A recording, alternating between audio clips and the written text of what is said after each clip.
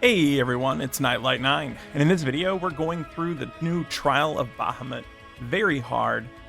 Let's get into the team setup here. So this fight is a mixture of physical and magical damage from the boss, so that is something that we will have to take into account, and I'll kind of explain that as I go through each one of my team setup.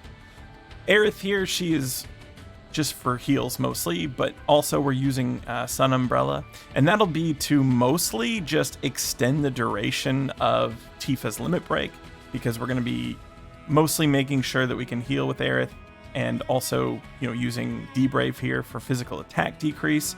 We don't need this physical attack decrease to be huge, we're more concerned about magical damage, but that's what we have going. I'm using this Watera just for a stat stick for heal and a little bit of HP.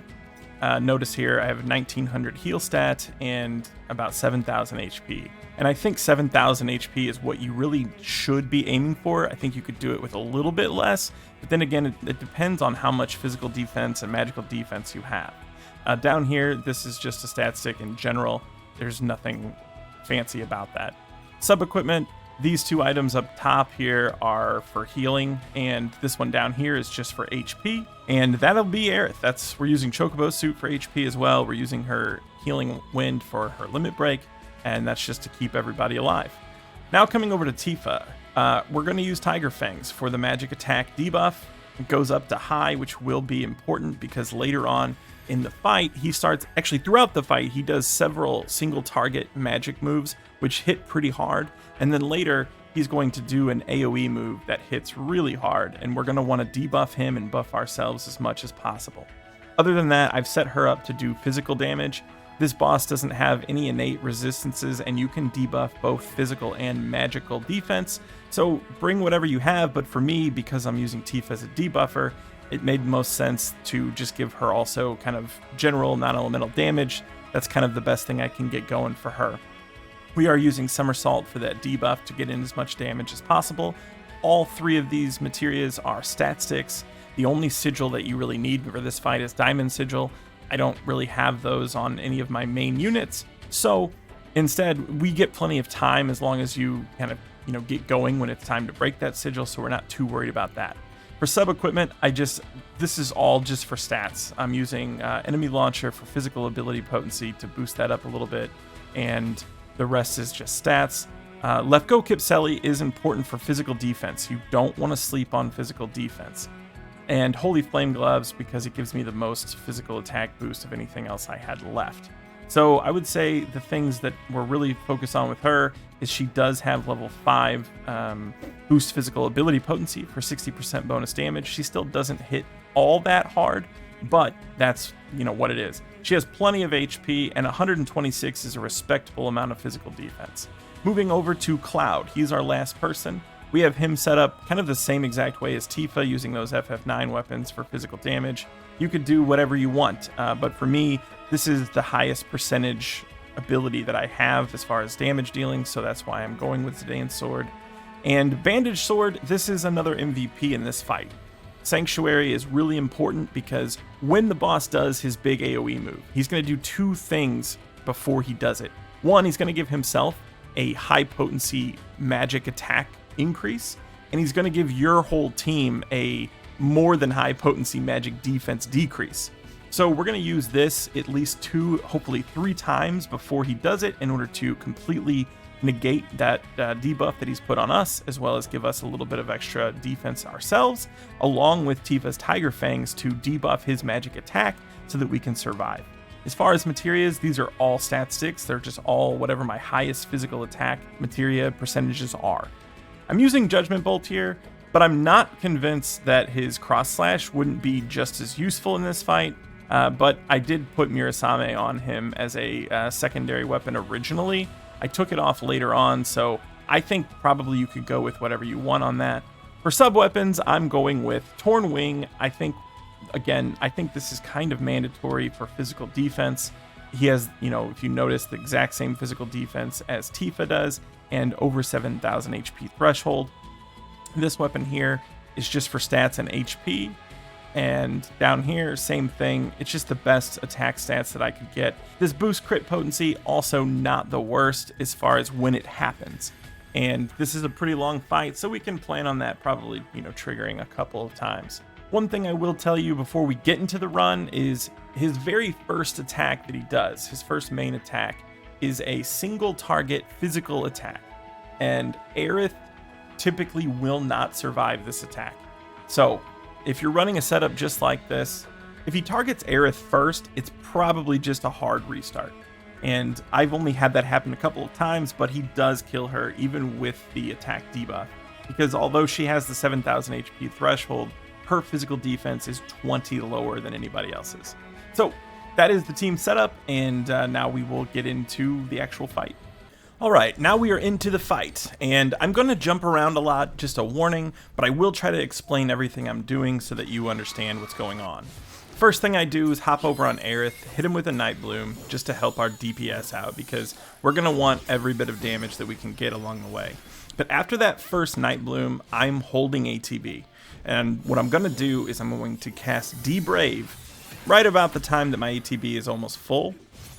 And the reason is we want to get that defense down on him, switch our stances. We're saving ATB again to do a Kiraga right after he does the dive bomb.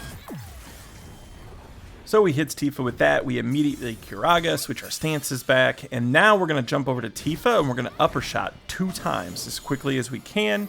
And the idea is to try to get both of them in before he does this first Umbral Strikes.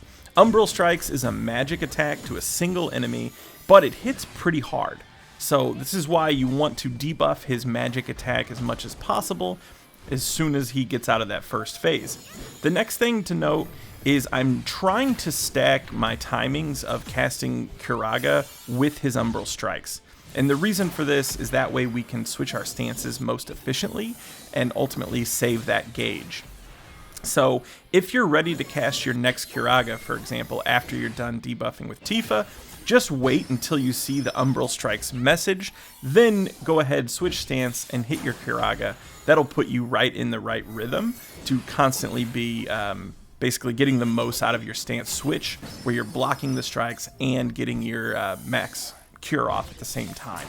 After that, it's just all about damage. And here, I'm just constantly, paying attention to his debuffs and trying to get in as much damage as possible. Important thing to note is if Tifa's somersault is up, then usually if I see the debuffs blinking, wait for those to go away before you cast it, so you don't just extend the time by a short amount, you actually completely refresh the debuff. That'll just, again, it just helps to get in the most damage so you're not having to, hit him too often when he's not debuffed. And I've found that, with the Night Bloom extensions, I can keep him pretty much magically and physically, defense debuffed almost the entire fight. There's very few times where those run out and Tifa's limit isn't ready to go. This is going to be one of those times, but it's coming up pretty soon. Here's the Mega Flare. The only important thing about this, he goes into a countdown and it's a DPS check. You have to be able to do enough DPS to get that gauge down before he gets it off, otherwise I think you know what's going to happen. I've sped this part up because there's really just nothing interesting. He's just doing the countdown, and we're just trying to get as much damage in as we can. Aerith's limit is up, and we're going to be saving that. We'll save it for right after this section. He's going to do his AoE move. When that's over with, we'll use that to get everybody as close to full HP again as possible. So I'm slowing it back down here again, because right after this point, this is when he's going to do the debuff and buff himself. Right about the time that Tifa's limit break finishes here, you'll see him do his charge move, and it'll basically simultaneously debuff our magic defense and buff his magic attack. Here it is, Flare Aura. So if you notice, you've got high potency magic debuff on, so Sanctuary on Cloud, come over to Tifa, hit him with an upper shot. You're going to need ultimately 3 of these. The AI is pretty good about doing them on their own, but just constantly hop back and forth between Tifa and Cloud until he is at max magic attack down, which he is at right now. And then at Cloud, you want to just make sure that Sanctuary gets off and kind of work with the timing on that as well if you want his actual buff to last, until the boss does the AoE move. It hits us for about half our health, which is totally fine. I can tell you, if you don't take care of the debuff on your team, it does about 9,000 damage. And that's with him being completely debuffed, but your team still also being debuffed. So it really needs to be kind of the two-way swing where you take care of your own problems and give him some of his own in order to fully get through that.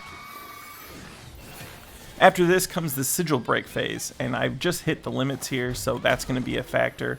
But once the limits are over, we're gonna notice that sigil break bar had just popped up. And a problem that I ran into pretty often while doing this is if I stayed on Aerith and didn't manually control Cloud, he kept trying to do free energy during this period, which was ultimately making it to where I couldn't break the sigil quite fast enough. I think it is possible to get one free energy off during this period, but if you don't have the actual diamond sigil break, it's probably best to make sure that Cloud is chipping in on the sigil breaking process and not just going for pure DPS.